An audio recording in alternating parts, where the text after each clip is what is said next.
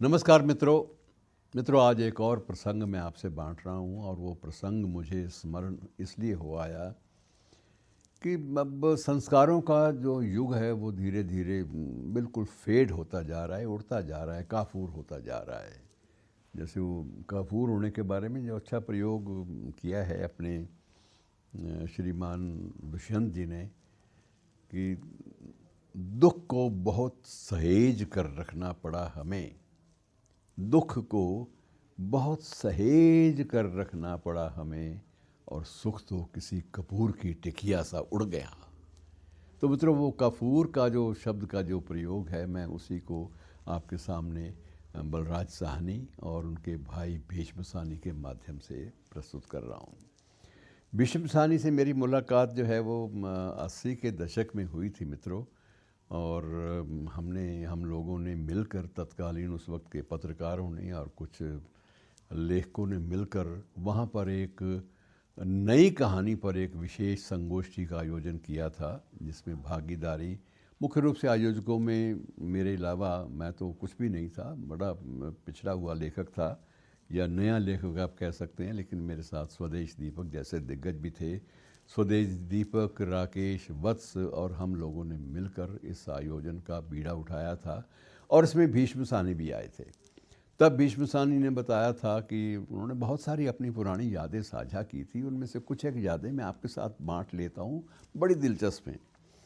भीष्म साहनी वहाँ बाला छावनी के एक GMN कॉलेज प्रख्यात है, सबसे पुराना शिक्षा संस्थान, वहाँ अंग्रेज़ी साहित्य पढ़ाते भी रहे थे बहुत देर। और जब वो इस यात्रा पे आए तो वो उस संस्थान में भी गए और बाद में वहाँ का जो सबसे लोकप्रिय जो सैरगाह है माल रोड अम्बाला छावनी, वहाँ पर घूमते हुए उन्होंने बहुत सारी बातें बताई कि अब संस्कार कितने बदल गए हैं। बलराज साहनी वो भाई साहब कहते थे कि बड़े भाई साहब, बलराज जी को तो अब इप्टा और वामपंथी संगठनों का प्रमुख सूत्रधार भी माना जाता है और मुझे भी ये माना जाता है कि मैं भी प्रगतिशील लेखकों और नई कहानी के सूत्रधारों में से एक हूँ। लेकिन हमारी ज़िंदगी की शुरुआत कैसे हुई थी वो उन्होंने कहा कि इन बातों का उल्लेख मैं इसलिए करना चाहता हूँ कि ये समय का जो बदलाव है इसकी धाराओं को हमें समझ लेना चाहिए। वो बताते थे कि हम बचपन में जब भी, सबसे पहले हमारे पिता श्री बड़े सख्त थे, कठोर थे, तो उन्होंने सबसे पहले हमारी शिक्षा का बंदोबस्त एक गुरुकुल में किया कि आप दोनों जो गुरुकुल में पढ़ोगे शुरुआती दिनों में, और बड़े भाई बलराज साहनी को उस गुरुकुल में सबसे पहले संस्कृत के शुद्ध उच्चारण में लघु कौमुदी याद कराई गई कंठस्थ, और जब भी कहीं उच्चारण में गलती थोड़ी सी भी आती थी तो उनकी पिटाई शुरू हो जाती थी। और ये उनकी पिटाई के डर से मैंने उच्चारण संस्कृत का करना जो है इतनी इतनी अभ्यास कर लिया कि मुझे पिटाई से बहुत डर लगता था। और मुझे जो पुस्तक दी गई वो ऋजु पाठ थी। ऋजु पाठ को मैंने कंठस्थ किया और लघु कौमुदी को बड़े भाई ने।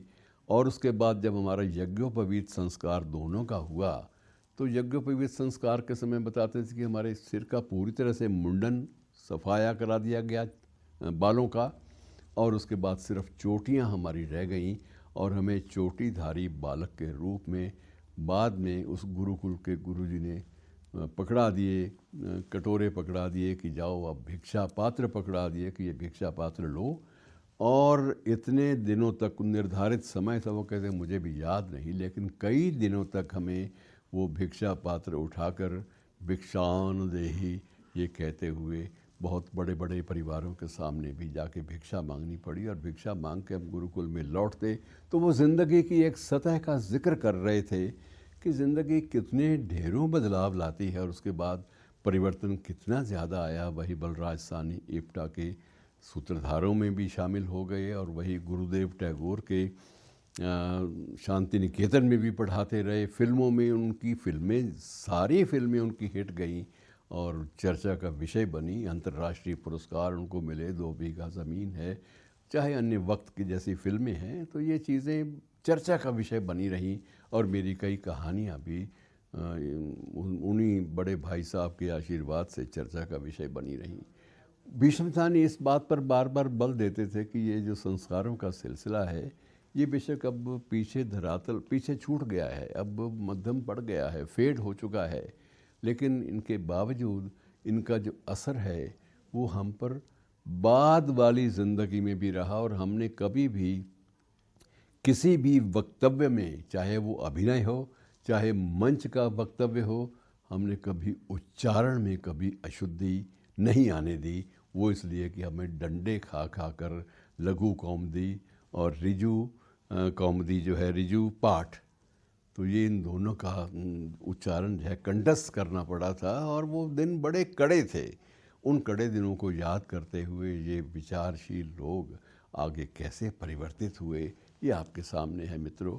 विचार करते रहिए। शुक्रिया।